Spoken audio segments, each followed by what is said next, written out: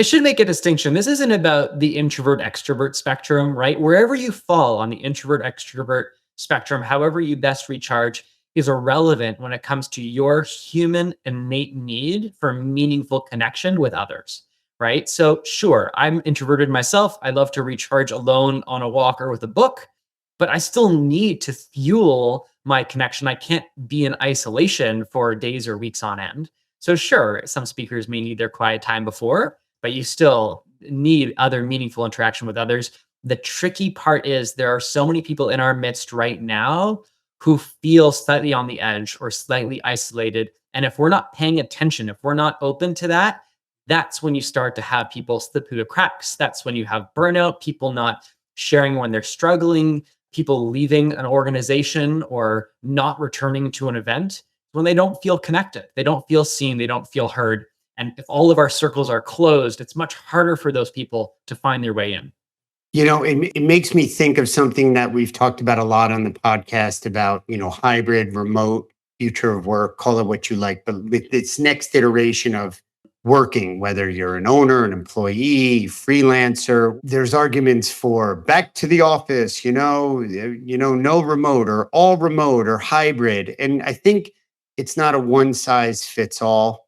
But what you just alluded to is something that I've been banging the drum about because first of all, I just can't believe you relate to yourself as an introvert. Not that I can't believe it, but what I can't believe is how many keynote speakers who are in high demand like you, event professionals who plan big meetings and need to deal with large groups of variety of vendors, sponsors, convention center, AV, security, catering, food and beverage, and they relate to themselves as introverts. It's It's like balance. It's about like balance, right?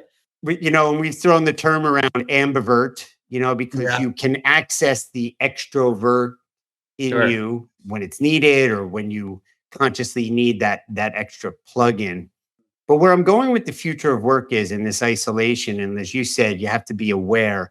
It's not the leader's job to be the babysitter. Are you okay, Johnny? Jenny, are you okay? Are you okay? But you got to have your eyes open.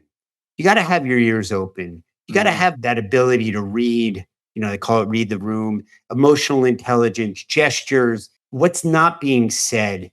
And in a remote only workplace, you can detect that or plug into it, but it's more challenging and requires new skills. That's one piece of it. The magic of being in person, Shane, is that electricity. I'm walking down the hall and I see you and I say, hey, is Billy okay? I saw him in the break room and, he just looked, I could be me, like we do a check in. You know what? I saw the same thing, Seth. Those kind of things are the electricity that happens in person in the parking lot, in the elevator, in the break room, at lunch. How are you seeing that being played out with the clients and the people that you're working with? I mean, it's not just my clients, it's my own teams, right? So back in the day, it Right. was count me in. We had members all over the world, and sometimes I was flying to meet with them, but many times it was just digital. Right now, I'm working at on a few startups. One in particular, a fintech company, and I have employees in 3 different countries and 3 different time zones. And so it's entirely remote. There is no office. How do we keep those people engaged and connected and build all the trust and rapport that you want? There's lots of tools that we employ, that I've employed with my team to help bridge some of those gaps. But a lot of them are just simple things that don't take extra software, don't take a ton of extra time.